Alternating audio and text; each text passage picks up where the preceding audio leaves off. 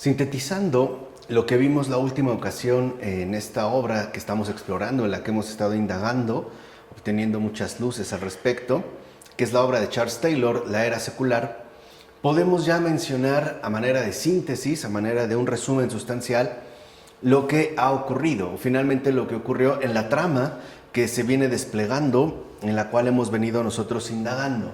Podemos decir de manera breve, o dicho brevemente, que hay una transformación profunda con respecto al imaginario dominante de esta época. ¿Qué pasa? Que el mundo es concebido como un mecanismo de resultados predecibles.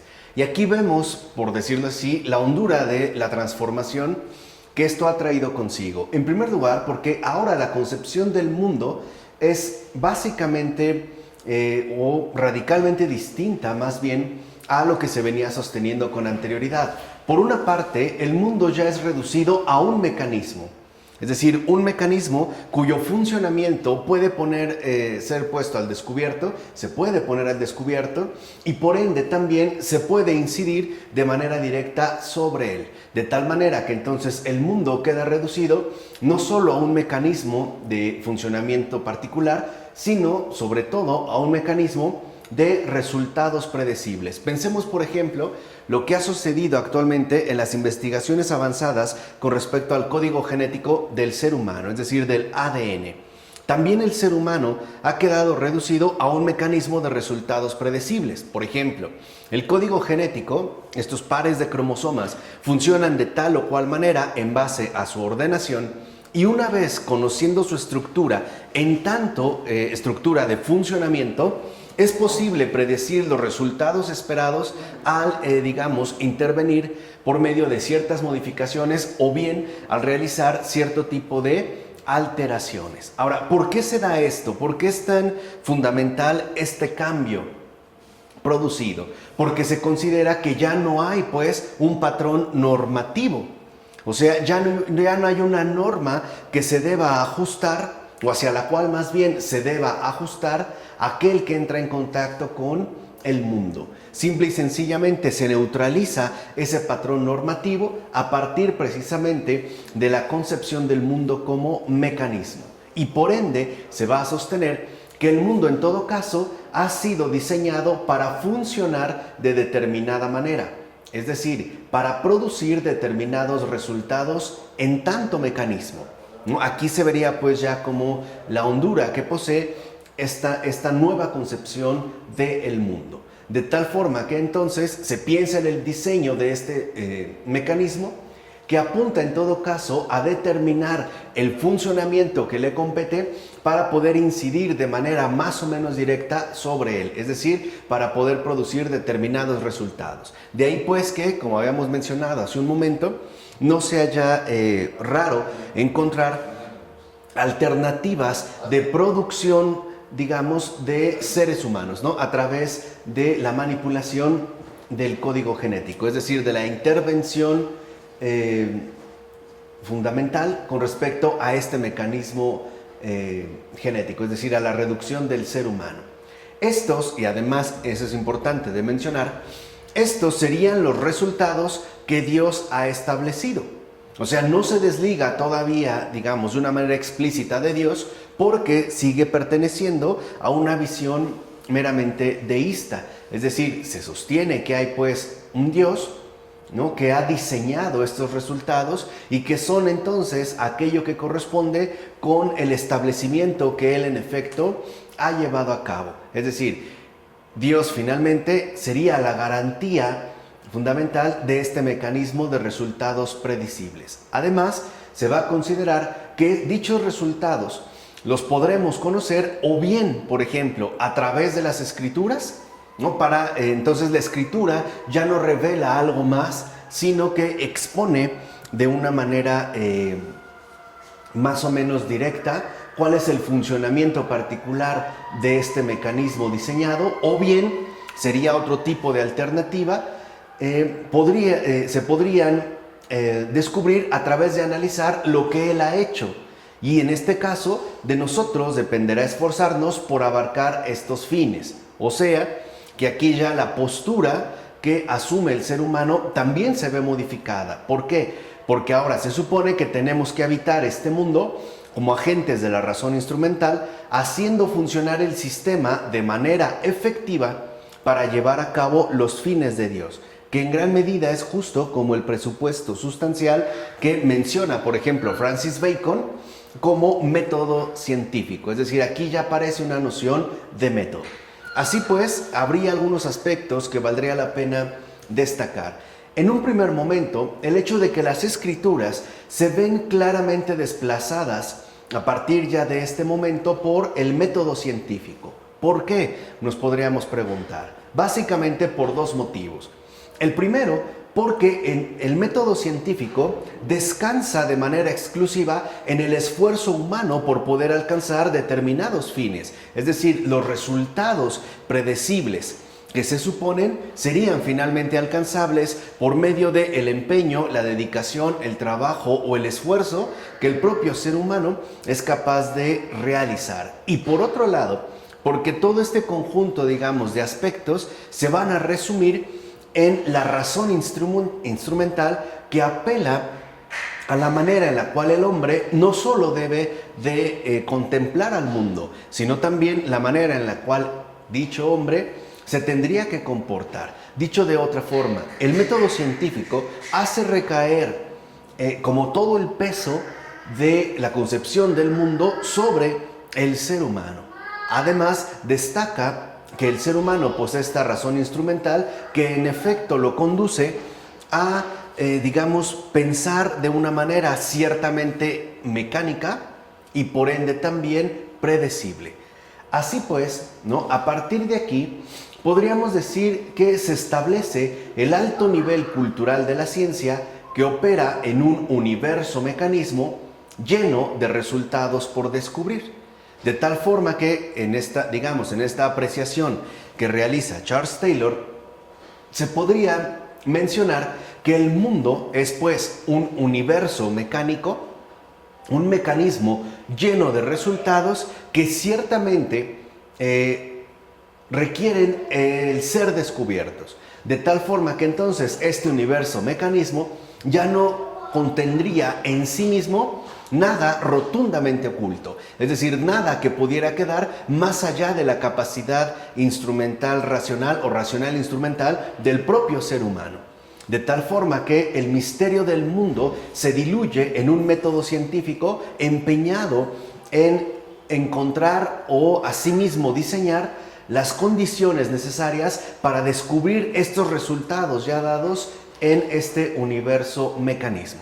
De ahí pues se derivaría en efecto el alto nivel cultural que se le ha adjudicado a la ciencia desde entonces. O sea, la ciencia sería la única capaz de ponernos al descubierto estos resultados contenidos dentro del mundo en tanto universo mecanismo, y se considerará además que no habría pues como otra alternativa distinta para poder tener un acceso verídico con respecto al mundo. Además, dirá Charles Taylor, esto va de la mano con la tendencia al desencantamiento implícita en la teología de la Reforma Protestante, que por otra parte nosotros también en su momento ya hemos mencionado y que embona bastante bien con este nuevo énfasis colocado en el método científico. O sea, ahora la ciencia, al reducir al mundo a un mecanismo de resultados predecibles que ciertamente están ahí para ser descubiertos por medio del uso efectivo de la razón instrumental que posee el ser humano, involucra también de fondo este desencantamiento. O sea, en pocas palabras, ya no hay pues ningún tipo de misterio. Todo puede ser ya no revelado, sino descubierto. De tal manera que en lugar de revelación, lo que nosotros ahora requeriríamos es aplicación. Es decir, lo que realmente nosotros requerimos es una aplicación metodológica efectiva para poder alcanzar estos resultados que están esperando por ser descubiertos de acuerdo a la intensidad aplicativa del propio agente, en este caso del propio ser humano. Por eso, en efecto, como dice Charles Taylor, no es casual que este tipo de ciencia, ¿no? cuyo énfasis recae en una concepción del mundo en tanto universo mecanismo lleno de resultados por descubrir y además asimismo de resultados predecibles, floreciera tanto en Inglaterra como en Holanda. Es decir, en dos países que en efecto pertenecen a la beta protestante. Dos países que han, digamos, cimentado su respectivo crecimiento cultural, su respectiva base de desarrollo a partir pues del protestantismo. Lo anterior, y este subrayado es fundamental porque es precisamente lo que nosotros queríamos destacar, esto pues supone el tránsito del símbolo al mecanismo, lo cual traerá consigo una nueva actitud humana hacia el mundo. Detengámonos un poquito en este fenómeno o en este aspecto sumamente relevante, es decir, el tránsito del símbolo al mecanismo. ¿Qué pasa? Recordemos que, como ya nos lo había mencionado Pavel Florensky, el símbolo, ¿no? O entender el símbolo, es decir, el mundo como símbolo, involucra tener una clara conciencia de la unión de los dos mundos, ¿no? Estamos hablando del mundo de lo visible y del mundo de lo invisible. Dicho de otra manera, el símbolo, ¿no? El símbolo, aquello que reúne en sí dos antítesis, por ejemplo, lo material y lo inmaterial, lo visible y lo invisible, produce que nosotros no perdamos de vista la profunda riqueza que de hecho el mundo posee en sí mismo, es decir, en su propia configuración creacional, ¿no? Más bien en su propia configuración creatural. Por el contrario, el tránsito que va del símbolo al mecanismo, y que es lo que precisamente nosotros hemos puesto al descubierto con Charles Taylor anteriormente, significa que ahora simple y sencillamente se destruye este símbolo y todo queda reducido a un simple mecanismo de funcionamiento cuyo, digamos, consistencia esencial consiste en unos resultados ya dados, ciertamente predecibles y que únicamente están ahí por ser descubiertos. O sea, ya no habría pues ningún tipo de misterio. Y esto en efecto, como puede comprenderse, traerá consigo una nueva actitud humana hacia el mundo. En pocas palabras, el mundo ya no refleja un misterio, ya no es símbolo, ya no apela tampoco a una trascendencia, sino a una inmanencia de funcionamiento que el método científico, tarde o temprano, nos pondrá al descubierto. De tal forma que ahora, en efecto, para muchos de nosotros, por ejemplo, el mundo en general no es más que este gran mecanismo del que se van extrayendo gradualmente mayores descubrimientos. Ocurriría algo así como en un yacimiento mineral, ¿no? Se descubre pues una fuente importante de algún metal precioso y tal vez no se puede extraer porque no se cuenta con la maquinaria necesaria para poder llegar a lo mejor a tales profundidades o no se han desarrollado los medios apropiados para poder extraer dicho metal. Pero una vez alcanzado esto, se logrará sacar. O sea, ya todo está dado y el método científico será el encargado en su respectivo avance de poner todo precisamente al descubierto.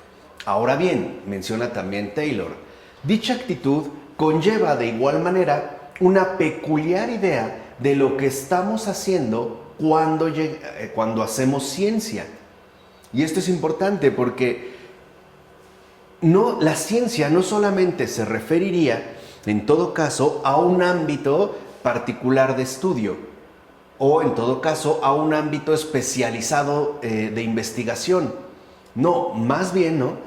Aquí esta actitud, suponemos que para llegar a entender, es decir, en tanto nosotros apelemos a la ciencia, es necesario construir un orden en el pensamiento. Y esto también es parte pues de este tránsito o uno de los efectos también más notables que ha traído consigo este tránsito del símbolo al mecanismo. ¿Por qué? Porque para llegar a entender, nosotros hoy en día suponemos que previamente debemos construir un orden en el pensamiento. Dicho de otra manera, nosotros estamos ya convencidos, debido a dicho tránsito, de que entender requiere en principio el establecimiento adecuado de un método. podemos decir que en efecto nosotros nos hemos vuelto metódicos. Y es más, esta línea, digamos, de ciencia también se puede ver de una manera bastante explícita en el planteamiento de René Descartes. Acuérdense que el propio Descartes escribe una obra titulada El discurso del método. O sea, suponemos ya también, junto con Descartes, que el propio pensar requiere pues del establecimiento previo de un determinado método. Y por añadidura se ha incluido o se ha supuesto que este método definitivo para llegar a entender sería aquel que corresponde a la ciencia. Es más, nos atreveríamos a mencionar, sería aquel que únicamente pertenece a la ciencia. Entonces, cuando nosotros decimos que estamos haciendo ciencia, lo que en realidad presuponemos es que nos basamos en un esquema previo de pensamiento. Es decir, que estamos apoyados sobre un método que nos garantiza la adquisición de lo que nosotros tenemos que llegar a entender. Aparte, este entender, ya dijimos, remite a un descubrimiento ya dado o a un resultado predecible que nuestro método nos hará posible extraer, ¿no? U obtener de cierta medida. Así, por ejemplo, veremos cómo en el periodo renacentista Ficino, basado en el platonismo renacentista, de hecho el propio Ficino será un neoplatónico, formuló una versión muy influyente al respecto.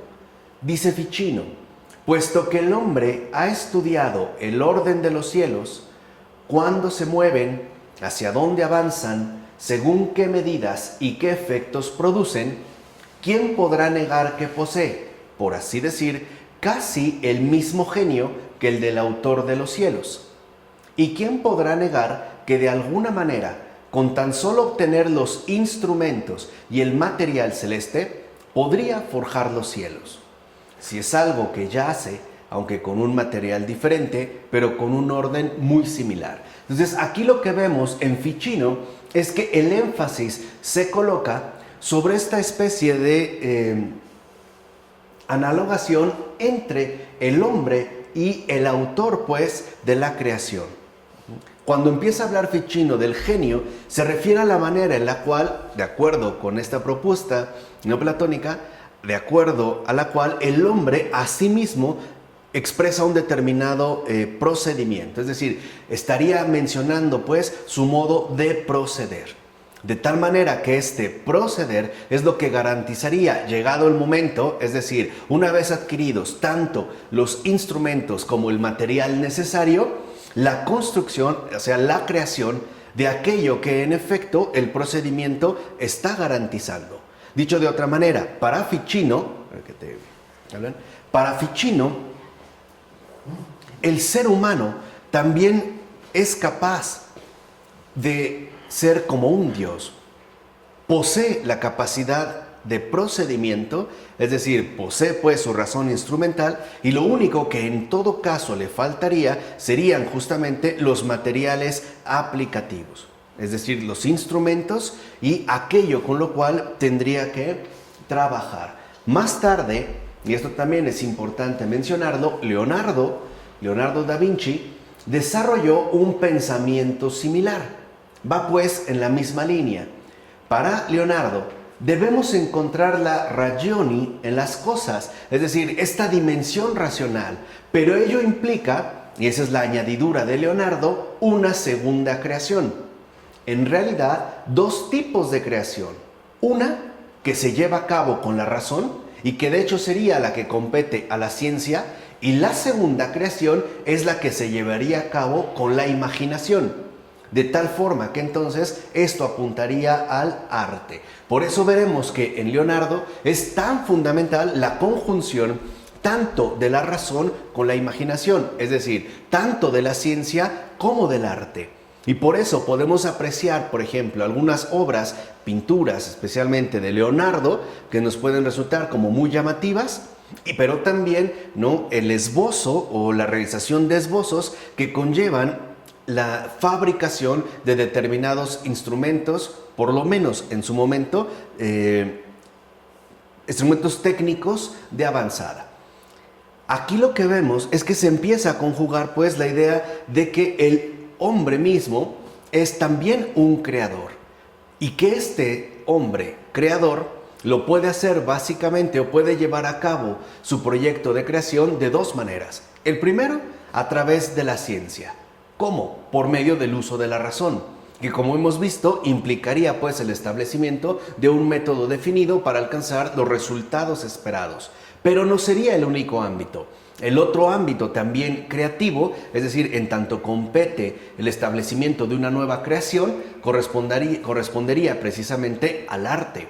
De ahí pues que ya en el siglo XVIII, por hacer un pequeño paréntesis, se establezca de una manera definitiva al artista como el genio por excelencia. E incluso podríamos decir el artista particularmente como el creador de nuevos mundos. Es más, el único capaz de crear estos nuevos mundos. Y que si bien en un primer momento estos nuevos mundos apelan, por ejemplo, a los artistas clásicos, como podría ser el propio Leonardo da Vinci, de manera gradual irán siendo desplazados por el artista con mayúscula por excelencia, en este caso por el poeta, lo cual ya involucraría la fecundidad de la razón como la imaginación a través precisamente de la creación poética. Ahora, esta concepción, dice Charles Taylor, del agente humano como alguien activo, constructivo, hacedor, no se limita a la ciencia y al arte, sino que también comienza a tener un lugar importante en la ética bajo la forma de una concepción del progreso ético, es decir, de cómo alcanzar la buena vida. Entonces, aquí lo primero que podemos ver es que, si bien es cierto que se da un tránsito del símbolo al mecanismo y por ende hay una transformación profunda con respecto al mundo, esto también va a tener un efecto directo con respecto a la misma concepción del agente humano, o sea, de lo que es un hombre. De tal forma que en esta relación podemos ver, y esto también es importante de mencionar, que siempre que se hace una concepción con respecto al mundo, también se va a hacer una concepción más o menos directa o indirecta, explícita o implícita con respecto a Dios y al hombre. En este caso, por ejemplo, están los tres involucrados, aunque los efectos mayores van a recaer sobre el hombre mismo, que se coloca como un espectador del mundo. Dicho de otra manera, esta nueva concepción del mundo trae consigo que el hombre, el agente humano, se asuma como alguien activo, hacedor, constructivo, que verá reflejada su realidad creativa ya no solo en los ámbitos concretos de la razón y la imaginación, es decir, en la ciencia y en el arte, sino sobre todo en la concepción que ahora tiene de la buena vida, es decir, del progreso ético, de la manera en la cual el hombre mismo tendría que comportarse.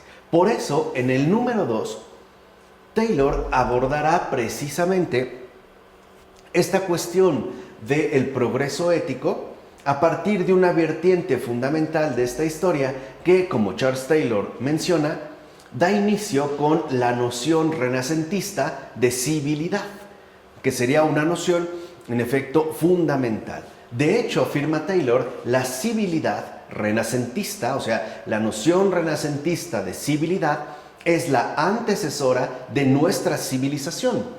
O sea, antes de hablar en términos de civilización, tal y como hoy en día nosotros lo hacemos, el periodo renacentista hablaba más bien de civilidad. Y si algo es notorio, es que tienen casi la misma fuerza. O sea, ¿a qué se refiere? A aquello que tenemos nosotros y que no tienen los otros, que carecen de excelencia, de refinamiento, de los logros importantes que nosotros valoramos en la organización de nuestra propia forma de vida. E incluso podemos empezar a ver cómo esta noción renacentista de civilidad apunta a la formación concreta de un determinado modelo ético que tendría que verse expresado en términos de excelencia y de refinamiento, los cuales a final de cuentas quedarán expresados en la manera en la cual nosotros valoramos la organización de nuestra propia forma de vida, lo cual nos haría completamente distintos, por ejemplo, a un perfil no civilizado. Ahora, en síntesis, lo que esto llega a suponer es que los otros, o sea, los que no pertenecerían a esta forma civilizada, serían los salvajes. Quedaría pues establecida una clara demarcación entre nosotros como componentes fundamentales de la civilidad y aquellos que no han alcanzado precisamente este estatus y que serán, digamos, calificados en términos de incivilizados, es decir, en términos de salvajes. Y el contraste fundamental que aquí subyace es el que se da entre la vida en la naturaleza, entendida ya en términos del mundo salvaje, y la vida pues en la ciudad, entendida ya ahora en términos de una vida civilizada. Así pues, ya desde el Renacimiento es evidente que se está dando un paso adelante en la reconfiguración de lo que significa también, en este caso, ser un ser humano. ¿Por qué? Porque al ser humano se le va a tratar de transponer de un ámbito incivilizado, como puede ser el ámbito meramente natural, a un ámbito ya refinado, a un ámbito ya, digamos, organizado de cierta manera de excelencia y que le sería otorgado a partir de su pertenencia a un espacio geográfico determinado, es decir, al espacio en la ciudad. De tal forma que, siguiendo a los antiguos, y no es casual que pues se trate esto en el periodo renacentista, donde hay un gran fervor renovado por las culturas antiguas, en este caso por las culturas paganas, sobre todo por las culturas griega y romana, particularmente la griega, la ciudad va a ser considerada el mejor y más supremo lugar de la vida humana, precisamente como ocurre, por ejemplo, en el caso de la polis griega. ¿Qué sucede? En los antiguos, es decir, en los griegos en particular, la polis es asumida como el modelo de mayor civilidad alcanzado por el entorno social, es decir, por una sociedad. La polis sería el contraste fundamental con respecto a la vida aún no lograda, de tal manera que puede apreciarse, por ejemplo, en los campos. Y esta es una noción que todavía sigue teniendo más o menos fuerza en nuestros días. Por ejemplo, cuando viajamos a una determinada provincia y consideramos simple y sencillamente que su modus vivendi es rústico o limitado, o incluso podemos llegar a considerar que es precario, por ejemplo, porque a lo mejor en estas comunidades no hay internet o no tenemos las comodidades que nosotros sí podemos disfrutar ya en la ciudad, es decir, en el entorno supuestamente civilizado al cual pertenecemos. De tal manera que lo que nosotros consideramos es que hay una diferencia sustancial en términos de civilización. O sea, suponemos que una sociedad es mucho más civilizada y por tanto avanzada en tanto cuente con una organización sofisticada y mucho más organizada. De tal forma que en esta línea seguimos suponiendo que la ciudad sería el lugar supremo para realizarse como ser humano. Y esto también nos puede ayudar a entender, por ejemplo, unos fenómenos tan importantes como pueden ser las migraciones. Muchos de los migrantes consideran que si se quedan estancados, por ejemplo, en sus comunidades rurales, simple y sencillamente no van a poder salir adelante. O sea, no van a poder progresar como seres humanos, o bien no podrán acceder, si no emigran a una ciudad o a un lugar desarrollado, no van a poder adquirir una verdadera dignidad humana.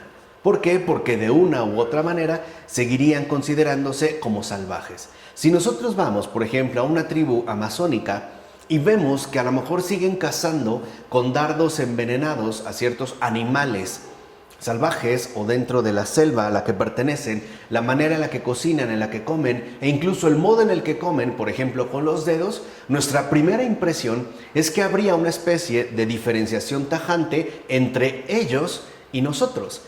O sea, lo cual nos podría llevar a suponer que en principio nosotros somos, si no mejores, por lo menos sí más avanzados. ¿Por qué? Porque ellos no pertenecerían pues al entorno concreto de la ciudad. Y nuestro imaginario sigue, digamos, moviéndose por medio de este contraste fundamental. Estarían pues los civilizados y los incivilizados. Estarían aquellos que ya poseen civilidad precisamente por formar parte de la polis, por formar parte de la sociedad, y aquellos que no la poseen precisamente porque han quedado fuera. Recordemos cómo también para los griegos, en principio, el bárbaro es aquel que no forma parte de la polis, que no está integrado a este tejido, digamos, de civilización. Y además no está integrado, sobre todo, por su carencia de lenguaje civilizado, en este caso del griego.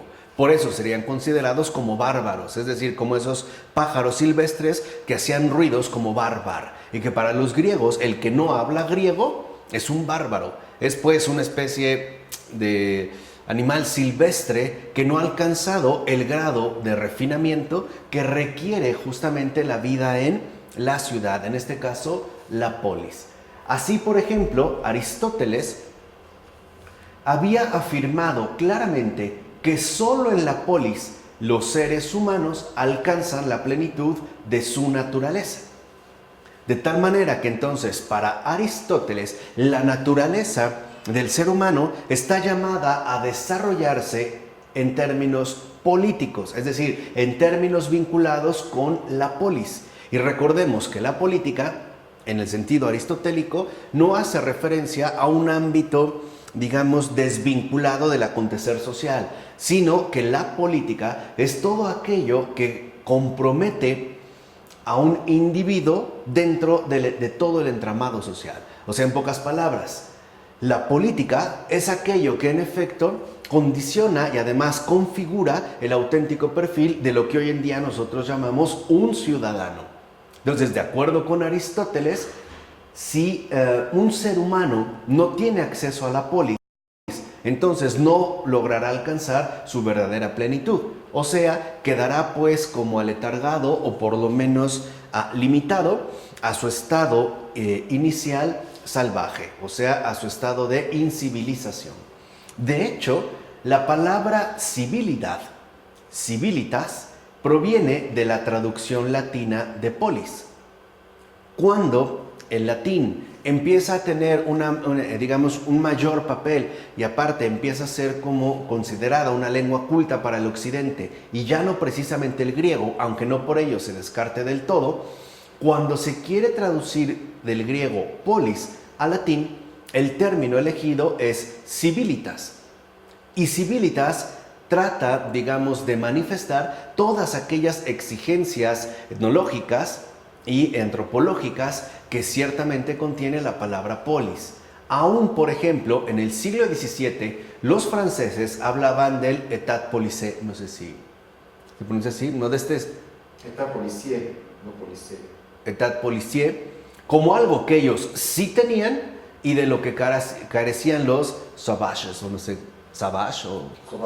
Sauvage, ¿no? O sea, en este caso, todavía en el siglo XVII, veremos cómo los franceses hablan de un estado político, policial, es decir, que tiene las bases fundamentales de la polis, como aquello que en efecto carecen los otros, en este caso los salvajes. O sea, en el siglo XVII veremos cómo los franceses hablan de que ellos sí son pues civilizados, no en tanto poseen los fundamentos de una ciudad, y aquellos que en efecto carecen de tales refinamientos y que quedarían en el ámbito de los salvajes, de los incivilizados. De manera que parte de lo que este término designaba de civilidad era precisamente también la forma de gobierno. O sea, no solo se va a restringir a la configuración social que de entrada posee la ciudad, o sea, no solo, digamos, a la exigencia de un comportamiento determinado y, como también mencionamos, a la característica esencial del uso adecuado de un lenguaje considerado, por ejemplo, culto, como podría ser en este caso el griego o bien el latín, sino que además estaba profundamente relacionado con una peculiar forma de gobierno, lo cual coronaría de alguna u otra manera todo este conjunto de civilización que podría quedar referido a la polis. Esto significaba entonces que era necesario estar gobernados en forma ordenada. O sea, no podríamos seguir pues, ¿no?, como las directrices que impulsaran, que trataran de imponer nuestros respectivos instintos o bien nuestras necesidades más básicas, sino que se requiere una gobernanza que se manifieste de manera ordenada bajo, de manera peculiar, un código jurídico. O sea que tendríamos pues que estar regidos bajo códigos jurídicos que a su vez tuvieran una influencia directa en nuestros respectivos comportamientos. Y aparte, este código jurídico, de acuerdo con el cual los gobernantes y jueces de paz ejercieran sus respectivas funciones.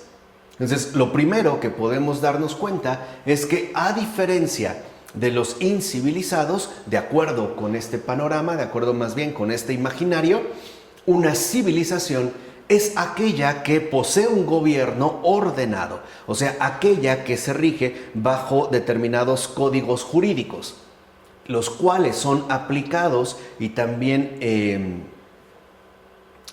realizados por sus respectivos funcionarios, es decir, por aquellos que asumen las funciones competentes y que serán llamados precisamente gobernantes e incluso también jueces de paz.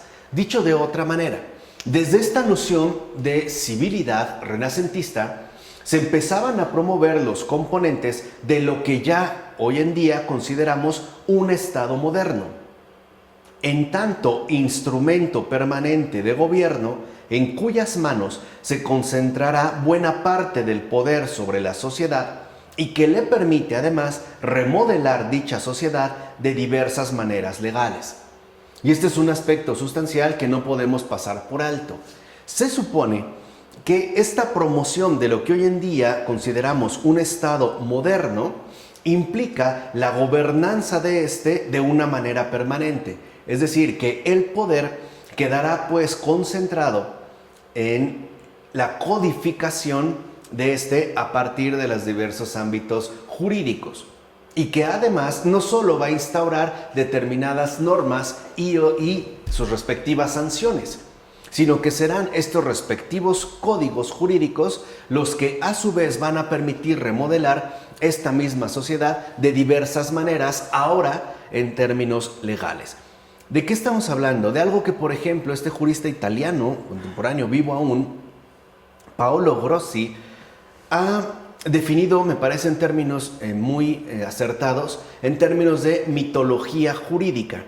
¿A qué se refiere la mitología jurídica? Precisamente a este ordenamiento codificado bajo determinadas formas jurídicas, lo cual da paso a que el poder queda, por decirlo así, concentrado en esta codificación que requiere además de un sustento ajeno a la historia. O sea, de un fundamento en todo caso mítico. Por eso se empezará a hablar, por ejemplo, de nociones tales como progreso, bienestar, prosperidad, etcétera, para dar pie a esta codificación jurídica que en último término también va a implicar una profunda modificación en los comportamientos de los individuos que configuran esta ciudad. Pensemos en lo que está sucediendo actualmente con respecto al aborto. Desde el momento en el que el aborto ha pasado a ser considerado un asunto legal, significa que de entrada este hecho en concreto, como es el aborto, es decir, homicidio, asesinato, queda codificado de una manera distinta y por lo tanto esta codificación tendrá como un efecto particular en la manera en la cual los seres humanos se van a comportar. Por ejemplo, si antes abortar era un pecado grave, ahora se va a considerar un mero trámite legal e incluso podemos decir un asunto legal de fácil acceso. De tal manera que también los propios comportamientos se ven profundamente modificados por esta codificación, es decir, por esta mitologización jurídica que de hecho estaría presente en la conformación del Estado moderno. Es más, si seguimos un poco los planteamientos de Grossi y hacemos un contraste muy general con respecto al modelo medieval y al modelo moderno, lo primero que nosotros podemos detectar es lo siguiente: el hecho de que la ley no está precisamente, digamos, o no acapara lo que se llama el derecho.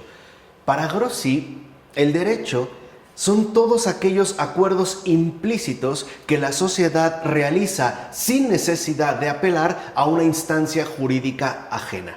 Dicho de otra manera, para Grossi, y lo ha mostrado de una manera bastante clara y a mi parecer contundente en sus respectivos estudios, el derecho no es otra cosa más que el complejo tejido moral de una sociedad. Ahí está el derecho. De tal manera que lo que podrían presentarse como determinados asuntos humanos se resuelven también exactamente en base a estos mismos usos humanos. Vamos a decirlo así también, al cúmulo de costumbres y tradiciones que dan sustento a esta determinada sociedad. Y la ley, precisamente, lo que hace es velar por este derecho, no absorberlo. Ese es el cambio que sucede en el Estado moderno. La ley absorbe los derechos y los codifica en términos, precisamente, valga la redundancia, de determinados códigos jurídicos. De tal manera que ahora nosotros de hecho consideramos que, por ejemplo, la política y la moral no tienen absolutamente nada que ver. Y esta separación, es decir, esta absorción del derecho por parte de lo legal, por parte de lo jurídico, ha también tenido una incidencia directa en la manera en la cual nuestros respectivos comportamientos se han visto modificados. Por ejemplo, hoy ante un divorcio, lo más común es que el juez, debido a diversas circunstancias claras o oscuras, corruptas o no corruptas, decida, por ejemplo, con quién se van a quedar los hijos. E incluso nosotros mismos apelamos de manera casi inmediata a las instancias legales y jurídicas para resolver asuntos que en principio tendrían que ser no jurídicas. Es decir, tendrían que mantenerse como lo que son, o sea, cuestiones netamente morales. Si una persona se quiere divorciar, entonces manda a los abogados o lo remite a un determinado juzgado o presenta el caso ante un juez. Si una persona recibe una determinada ofensa, procede o busca proceder de una manera netamente jurídica. Estados Unidos es como el ejemplo más particular de ello, ¿no? Por decir, en un caso, una mujer, y mal no recuerdo, hace unos años, decide ir a comprar su desayuno a McDonald's, recibe el desayuno y el café. Entonces, cuando ella toma el café, está tan caliente que la quema, suelta el vaso, ¿no? Ella hace que se distraiga, suelte las manos del volante y choca. ¿Qué es lo que hace ella? Demandar a McDonald's. Y ella ganó. ¿Por qué le ganó a McDonald's? De hecho, a partir de entonces el café que sirven está mucho más, menos caliente que lo que lo solían servir. Porque ella considera que el hecho de que el café estuviera caliente y que es un café que le ha servido esta tienda de alimentos, bueno, si a eso se le puede llamar alimentos, ha sido la causa fundamental del percance que ella ha padecido. Entonces lo que vemos es que incluso en una situación así, todo pues se va a proceder en términos legales. Esto significa entonces que nosotros no estamos exentos del poder particular de un determinado estado. O sea, un poco lo que quiero que entiendan es que incluso cuestiones tan importantes como pueden ser los asuntos familiares han quedado también en manos del poder en turno. Es decir, estamos supeditados al poder en turno. Tenemos que proceder, al parecer, siempre en términos legales. Piensen también la cuestión de legalidad que involucran cuestiones como el derecho al suicidio asistido, ¿no? El derecho al suicidio asistido o a la eutanasia o incluso a la eugenesia o la experimentación con células madre y tantas otras cuestiones que lo que más resulta en este caso llamativo es que se busca neutralizar, ¿no? A partir precisamente de quedar resguardadas bajo el amparo inviolable del campo jurídico. Este es un asunto pues que se tendría que rescatar y que ya, por ejemplo, un jurista alemán, también serio como es Carl Schmitt, pusiera de manifiesto en un texto bastante importante, denso, aunque breve, titulado Legalidad y Legitimidad. Este contraste, pues, también nos puede ayudar a entender que no necesariamente porque algo sea legal es ipso facto legítimo. Ahí se trataría, pues, de una cuestión distinta. Bueno, Así pues, la modalidad de gobierno que la civilidad requería aseguraba cierto grado de paz nacional, ¿no? Y este es otro factor importante que no se puede, en este caso, dejar de lado. Se va a hablar mucho de que, por ejemplo, los civilizados, a diferencia de los incivilizados, son aquellos que restringen e incluso logran prácticamente desdibujar de su panorama de vida la violencia y la multiplicidad de los conflictos. Es más, esta modalidad de gobierno civilizada no se lleva bien con el vandalismo, con la violencia fortuita. Ahora hay que entender esta violencia fortuita como aquella violencia no autorizada, por supuesto, por el poder estatal. Porque seamos sinceros, hoy en día cuando se habla de crimen organizado, la verdad es que se está hablando de crimen autorizado. Hoy hablar de crimen organizado es hablar de crimen autorizado. Ahora, ¿autorizado por quién? Por el poder estatal. Y eso sí se puede permitir. Además de que tampoco esta modalidad de gobierno civilizada no será compatible con los desórdenes públicos, puesto que, en último término, el vandalismo, la violencia fortuita, entiéndase, no autorizada por el poder estatal, las rebeliones, etcétera, ¿no? Las subversiones, el hecho de ser subversivos, los conflictos y en general los desórdenes públicos serían propios de lo incivilizado, es decir, de los salvajes. Por ello, pues, no es casual darnos cuenta cómo pensamos también en un país civilizado como aquel país en el cual se pueden manifestar de manera mínima cuestiones de violencia, de todo tipo.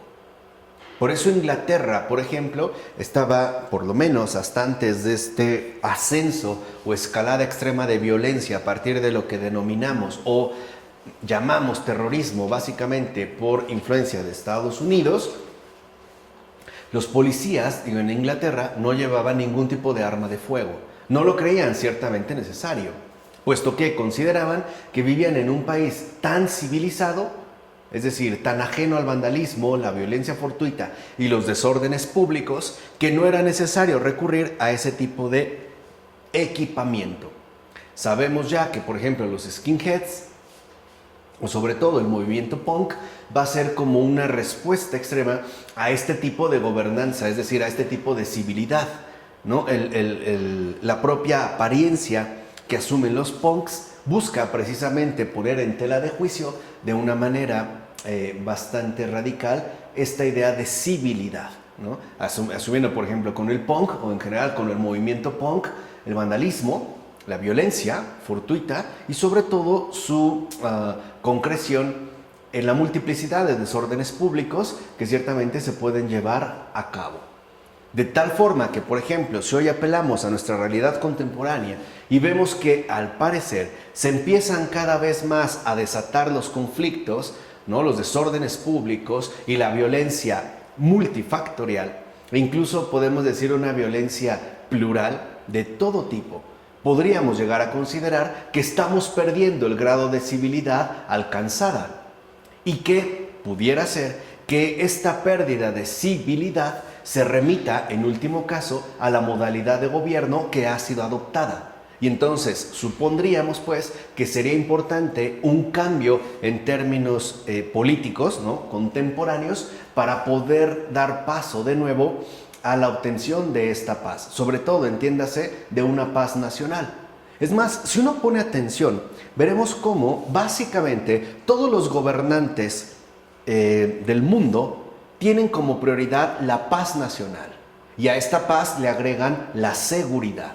Es decir, vemos pues la violencia como una amenaza de salvajismo que no corresponde precisamente con lo propio de una ciudad, y mucho menos cuando se trata pues de un país avanzado, de un país de estos que llaman de primer mundo. Ahora, esto nos va a advertir, va a decir Charles Taylor, de una diferencia importante entre el lugar que tenía la civilidad en el discurso del Renacimiento, ¿no? Y que hemos tratado de exponer, y el que la civilización mantiene en el nuestro. Esta diferencia importante consiste en lo siguiente. En el Renacimiento se consideraba que la civilidad no solo estaba ausente en el exterior, es decir, fuera de la ciudad, ¿no? A través de los casos de disturbios y desorden. Y por eso, de hecho, era tan importante que la ciudad estuviera fortificada, es decir, que estuviera protegida ante cualquier tipo de invasión, de disturbio y desorden venido de fuera, ¿no? De ahí pues las grandes murallas y la ciudad fortificada.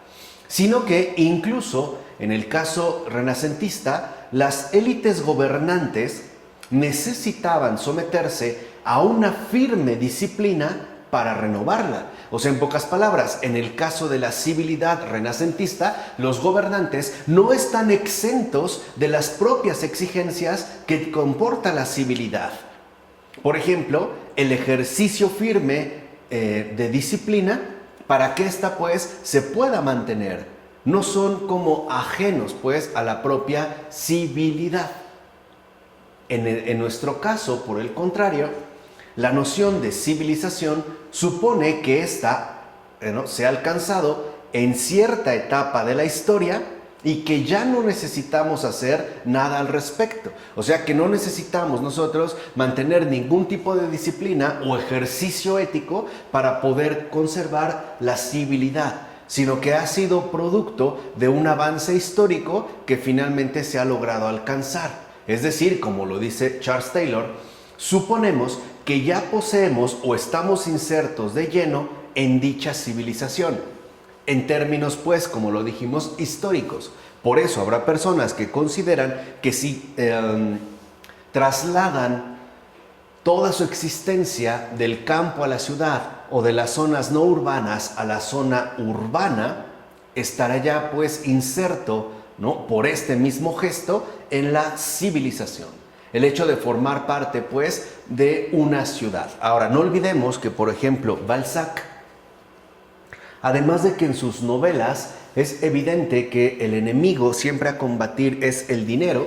Ahora, entiendas el dinero no solo como una mera función económica o un elemento monetario, sino ante todo el dinero como un elemento metafísico, es decir, un símbolo, ¿no? Y eso es como lo que le aporta la grandeza a las obras de Balzac. No solo es el dinero, pues, sino también la ciudad. Además, la ciudad precisamente definida en términos geográficamente concretos, o sea, París. ¿Qué es lo que sucede cuando las personas se trasladan del campo a la ciudad? Sucumben no solo al dinero, sino también a la corrupción interna que posee este ámbito, que en principio se supone tendría que ser el ámbito de lo que nosotros llamamos civilización. Por eso no es casual que, por ejemplo, haya también muchos otros, sobre todo literatos, que exaltan las bondades de las mujeres campesinas y que denuncian, por ejemplo, la corrupción de las mujeres citadinas, ¿no?, o de los hombres citadinos en este caso. O sea que, por decirlo de esta manera, los cambios consisten en que nosotros consideramos que la civilización es producto de un avance histórico al cual uno nada más tendría pues que incorporarse, y no el ejercicio constante de un mantenimiento permanente, como sería el caso precisamente renacentista, ¿no? Por eso, por ejemplo, un disturbio local, nacional o incluso internacional puede llegar a perturbar nuestra acostumbrada ecuanimidad. Pero eso sí, rápidamente volvemos a nuestro estado anterior, como si la civilización no se viera seriamente amenazada por esto. O sea, suponemos que son meros accidentes o fenómenos inusuales dentro de la civilización de la cual ciertamente ya formamos parte. Ahora, no necesariamente tendría que ser así. Por ejemplo, Adorno y Horkheimer, cuando escriben su dialéctica de la Ilustración, desde la Escuela de Frankfurt, veremos cómo ellos ponen muy al descubierto que esto que llamamos civilización y que ante todo está amparada por el ejercicio férreo de la razón instrumental, ciertamente comporta un rasgo severo y grave de barbarie. O sea que no necesariamente lo que nosotros llamamos civilización sería pues la realización máxima de nuestra propia condición humana, sino que incluso podría verse seriamente comprometida, ¿no? Por eso habíamos pues mencionado también desde el ámbito de la literatura el caso de Balzac. Ahora, Michel Henry, por su parte, también en un texto llamado Barbarie, justamente lo que muestra es que estos fenómenos nacionales, internacionales o locales no son fenómenos aislados de nuestro propio acontecer, sino que en realidad exponen ya la seria amenaza en la cual está atenazada lo que nosotros llamamos civilización.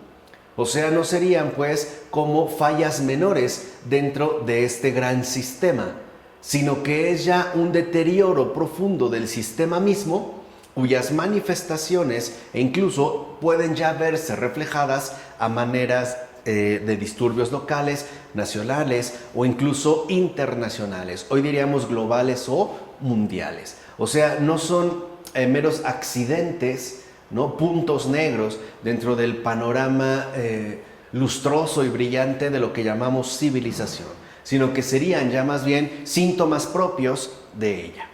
Ahora, dice Taylor que esto reflejó la transición que las sociedades europeas comenzaron a atravesar a partir del 1400 aproximadamente, una transición fundamental que nos conduce precisamente a entender esto de civilización, lo cual además va a reflejar una nueva forma de vida. ¿Por qué? Porque a partir de esta transición se va a considerar, por ejemplo, que un país civilizado normal es un país que puede asegurar la paz nacional en forma permanente, lo cual, como dijimos, implica de manera necesaria una peculiar forma de gobierno.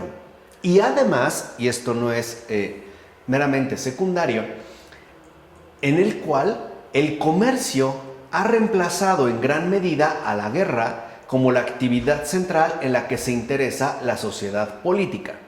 O, si no es así, o sea, si realmente no se ha logrado establecer por completo este determinado reemplazo, por lo menos llegará a compartir el comercio, ¿no?, la preeminencia que posee la guerra.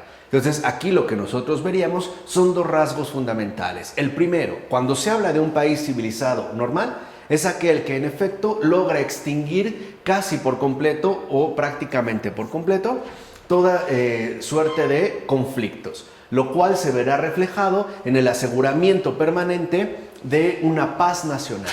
Pero además, este cambio implica a su vez un reemplazo fundamental. La guerra ya no sería la actividad principal en la cual, digamos, se dedica y se enrola no solo la clase gobernante, sino la sociedad en su conjunto. La guerra da paso pues a que el comercio se equipare y se ponga de hecho a la par con ella. ¿Por qué? Porque si bien es cierto que con la guerra se podían obtener cuantiosos beneficios económicos e incluso geográficos, con el comercio también se pueden obtener esos mismos beneficios, pero sin la necesidad de como que recurrir a tantos riesgos. Dicho de otra manera, en el comercio uno puede obtener ganancias sin tener que correr o cubrir todos los gastos y riesgos que implica el ejercicio de la guerra. Entonces, ¿no?, lo que menciona Charles Taylor, y es justo lo que quiere mencionar, el gobierno ordenado era una faceta de la civilidad. No formaba, pues, digamos, como no era un asunto accesorio, sino que el gobierno ordenado era una faceta de la civilidad. Pero había otra más. O sea, no solo se va a limitar a el gobierno ordenado. Ellas incluían cierto desarrollo de las artes y las ciencias. O sea, lo que se podría llamar un país civilizado o simplemente la civilidad en una sociedad también incluye el desarrollo de las artes y las ciencias, a grandes rasgos de lo que hoy nosotros llamaríamos tecnologías.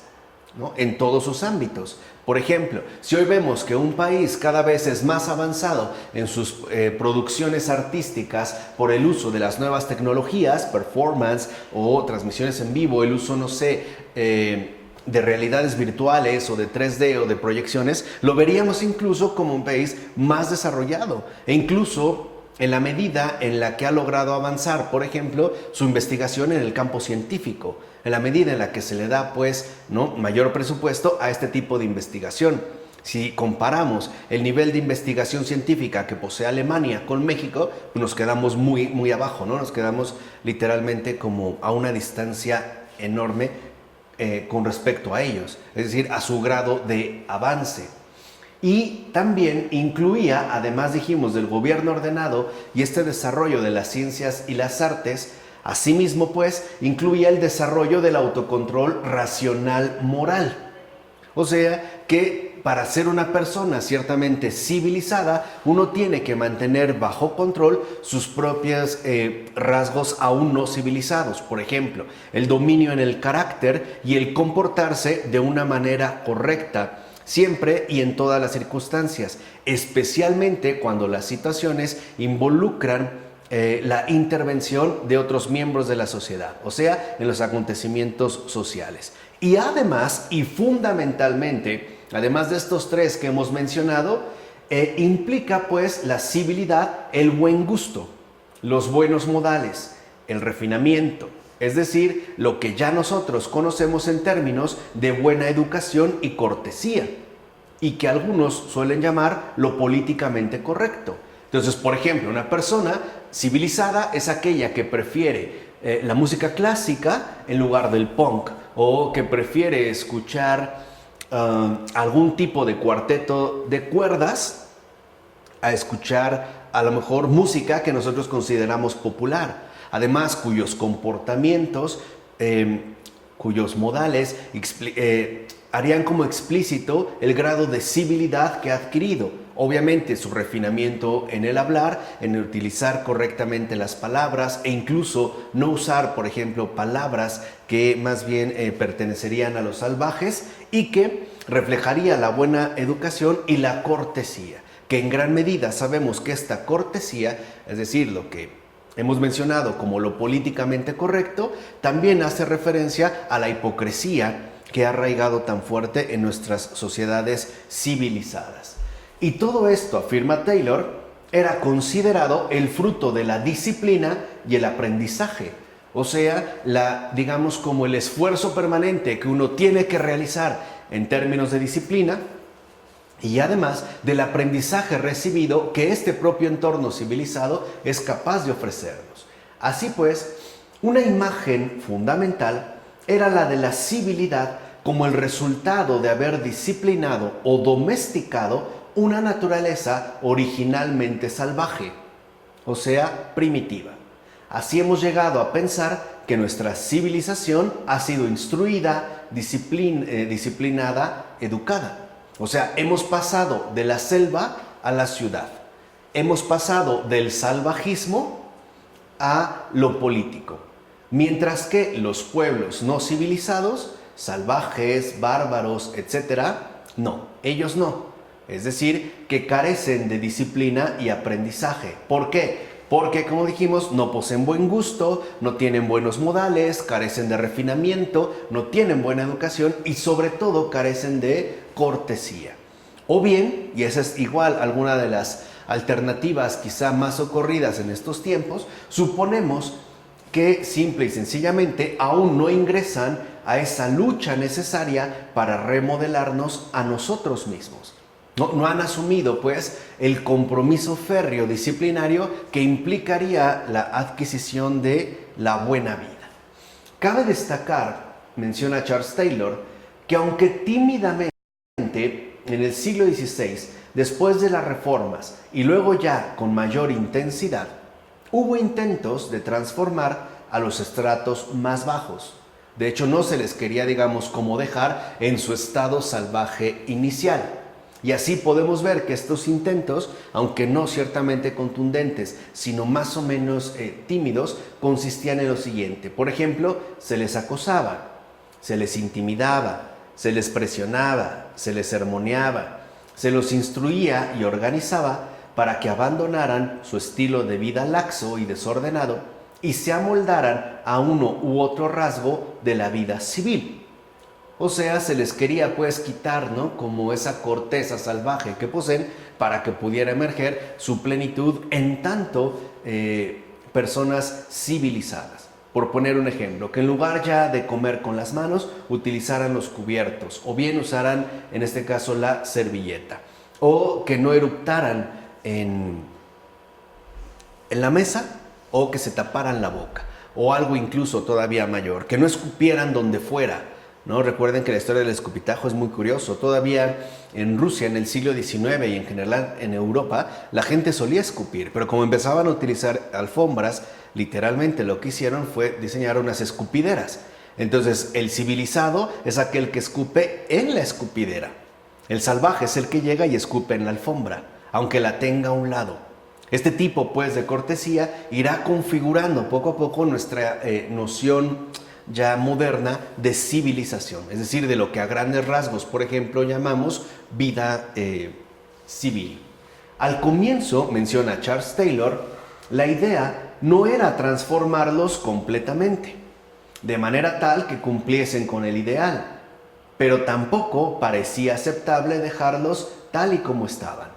O sea, por una parte sabía que quizá no tenían un remedio, no iban a alcanzar el grado de civilización que los otros sí, pero tampoco se les podía dejar a su suerte y dejarlos en ese estado plenamente salvaje. No, también por orgullo, para que no vengan a ser iguales a nosotros. Sí, no hay como una noción de estar equiparados, ¿no? Exactamente. Del estar uno hombro con hombro. Ya no es salvaje, pero no es como yo. Claro.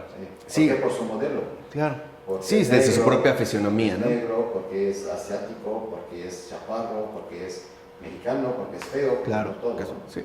Porque no habla tal idioma, ¿no? O porque no tiene tal refinamiento, o los ojos de color, ¿no? Detalles ya muy particulares que sí empezarán siempre como a mantener o digamos como a conservar estas distancias.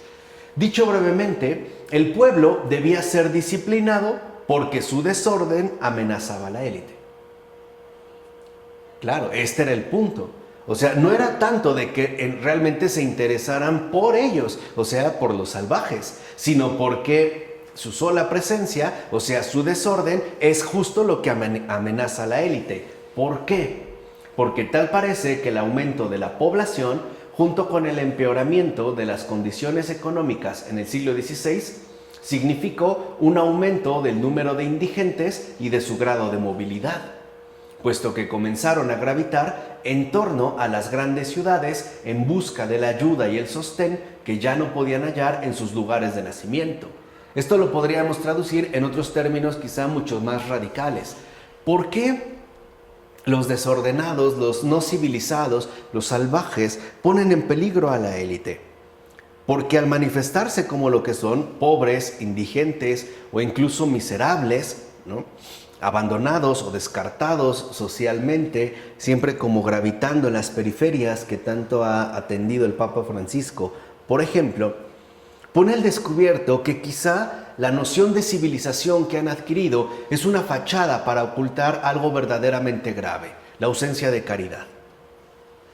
Yo puedo comportarme con mucho refinamiento, pero eso no significa, en pocas palabras, que yo sea buena persona. O yo puedo usar a lo mejor ropa extremadamente fina, pero eso no significa que, por ejemplo, sea verdaderamente rico en virtudes o que tenga una verdadera riqueza de espíritu. No sería, pues, comparable una con otra. De tal manera que entonces, más bien lo que parecía buscarse era como aminorar, en todo caso, los contrastes. Y aquí es donde incluso ya en el siglo XX se buscaron, y muchos siguen empeñados en esta línea, en lograr extirpar de una vez por todas estas diferencias. Por ejemplo, muchos se sorprenden de que en Dinamarca, en general en los países escandinavos, digan que no hay pobres. Y lo atribuyen literalmente, ¿no?, al alto índice de impuestos que pagan todos para más o menos estar equilibrados. Pero eso no es lo importante es que no hay pobres porque simple y sencillamente no son aceptados dentro de ese modelo en particular. Además de que sabemos que hay un racismo verdaderamente exacerbado, sobre todo en esos países nórdicos, vamos, en esos países vikingos. Pero hay pues también como un blindaje que no permite que eso se vea como una mancha que afecte todo el ejercicio de civilización que se ha querido llevar a cabo. Por eso hay algunos que han optado, por ejemplo, y en Brasil se hizo, por acabar con los miserables, con los pobres, irse a las favelas, ¿no? Y balacear a niños y a mujeres que lo único que hacen es echarnos en cara que realmente no hemos alcanzado el estatus que presumimos en tanto civilización. Muchos otros han querido acabar, ¿no?, con los discapacitados, con los enfermos, con los deformes, etc. ¿Por qué? Porque serían como una mancha o una vergüenza, una afrenta hacia nuestro respectivo proyecto. Otros quieren definitivamente acabar, por ejemplo, también con los ancianos.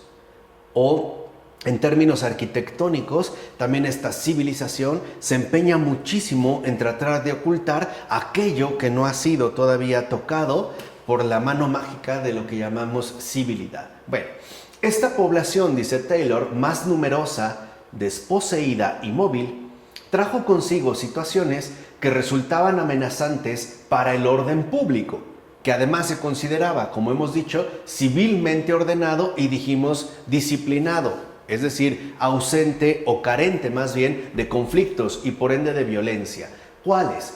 La aparición del delito, el desorden y sobre todo la propagación de enfermedades. Más adelante, la reforma de la sociedad comienza a ser considerada como una parte esencial del arte de gobernar, es decir, como algo fundamental para el mantenimiento, por supuesto, ¿no?, y aumento del poder del Estado. No realmente porque haya un interés sincero por los miembros de esta sociedad, sino por la manera en la cual se va a lograr mantener y aumentar este poder estatal. Así pues, en esta transición del símbolo al mecanismo, vemos, y Charles Taylor nos ha puesto de relieve también, de qué forma se ha logrado modificar el comportamiento humano en su faceta social. Y, sobre todo, la manera en la cual nosotros hemos llegado a elaborar una concepción que involucra la noción de civilización y sus respectivas exigencias. Bueno, por el momento vamos a dejarle ahí y ya la siguiente seguiremos el orden de la exposición. Padre, del Hijo, del Espíritu Santo. Amén.